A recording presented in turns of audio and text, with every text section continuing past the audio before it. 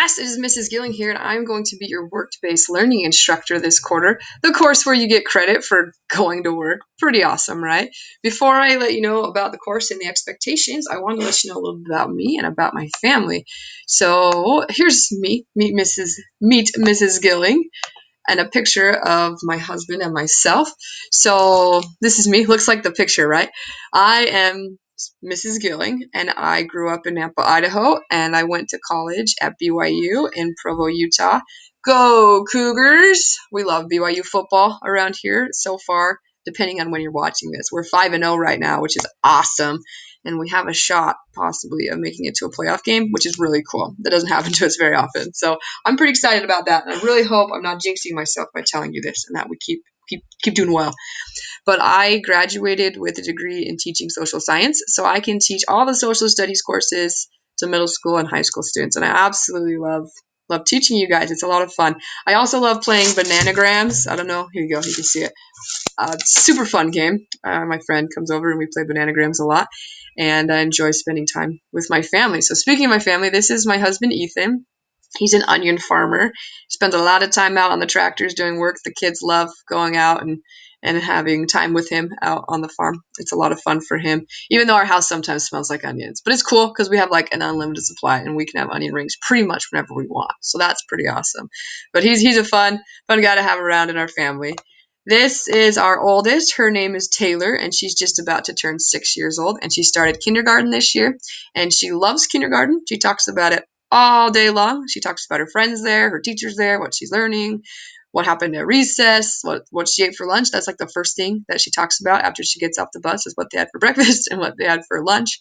So she's a pretty good big sister to her little sisters too. This is our middle child. Her name is Skylar, and look at that smirk on that face. She's just so happy, and she's a great kid. She loves Paw Patrol. She misses her big sister when she's at school, but she's doing a good job being a big sister to her younger sister. And she would just loves to be with people and do stuff. And she's kind of cute. She's kind of short, even though she's 4. She doesn't really look 4. And when you walk somewhere, if she can't keep up, she goes, "Guys, slow down. I got little legs." So pretty adorable. Our youngest is Parker. I mean, look, how could she ever get in trouble when she looks like this? She is always smiling, even when you're upset with her. Like if she's like about to touch the electrical socket and you're like, "Parker, no," she goes, "Ugh." So you really can't get mad at her. The poor girl, this year she knocked out her 2 bottom teeth, so she's toothless down there, but it makes her smile even cuter. So we really love having her around. And the last member of our family, very important, our standard poodle Heidi, aka Princess Poodle Pants. Now, poodles are supposed to be sophisticated, right? Fancy dogs. Not Heidi. She likes to come up and burp in your face. Pretty rude, right?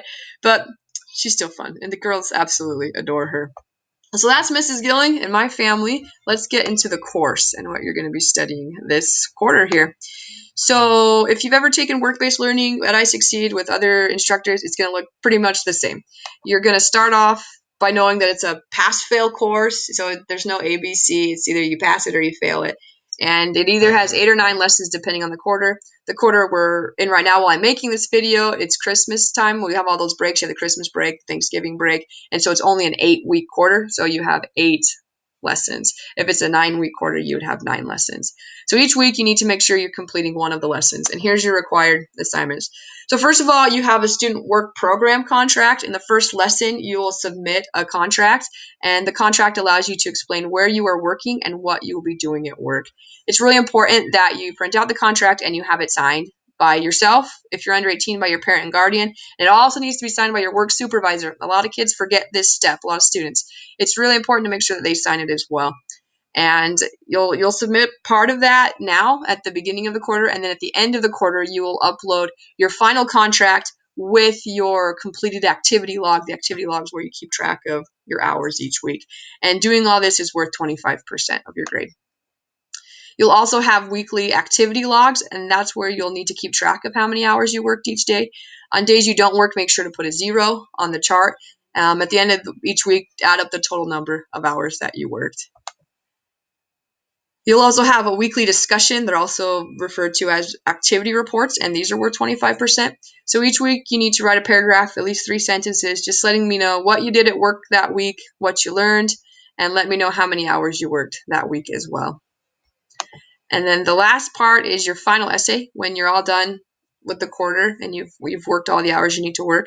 And the last lesson of the unit, you'll write a 5-paragraph essay explaining what you liked, disliked about your job, and whether or not you could see yourself making a career out of it. So just kind of reporting on it.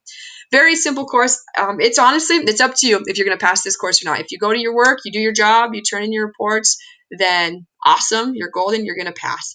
If you don't do your job or you don't choose to turn in the contracts or the activity reports, then you won't. So please pass this course. You're already getting paid at your job. Let's get paid at school on a grade for doing that.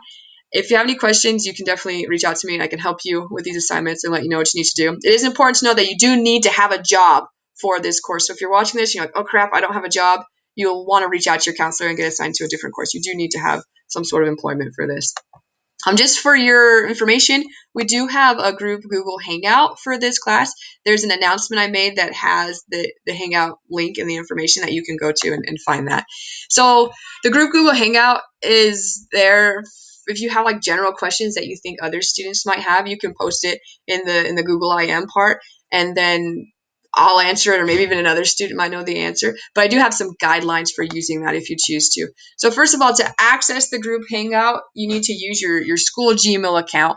I don't want anybody logging in with their private email accounts. It's really important for us to keep these secure, so you need to log in with your school email account. If I notice somebody in the group using a personal email account, I'll boot you from the group and I'll ask you to join again using the appropriate account. You also need to make sure you're keeping the language appropriate and uplifting. Everybody in that group will see what you post, so it's important, no profanity, no derogatory language, and just be nice. You guys know how to act. Please do not ask questions regarding your grade or share personal information in the group. If everyone can see what you're writing there, so if you do have a question like, hey, what's my grade? Or if there's something personal you need to share, some sort of situation going on in your life that might affect what you turn in, IM me individually or send me an email, give me a call. Just don't put anything super personal in the group. And then the last thing, this group's not required. You don't have to post in the group Google Hangout. It's just a resource there if you'd like to kind of have a conversation with your classmates, or you would like an easy access to me. If you're not comfortable asking questions in the Hangout, you can absolutely ask them to me individually. You don't have to be a part of the group if you don't want to, and you can opt out at any time. So those are the guidelines for the group Google Hangout. That's all I got for you guys, really. This course it's your course. It's what you make out of it. I'm just here to kind of guide you through your weekly logs and your assignments. But if you have any questions at all, feel free to IM me, call me, send me an email, whatever works for you. But I'm excited to work with you this quarter, and I will hopefully talk to you guys later. We'll see ya.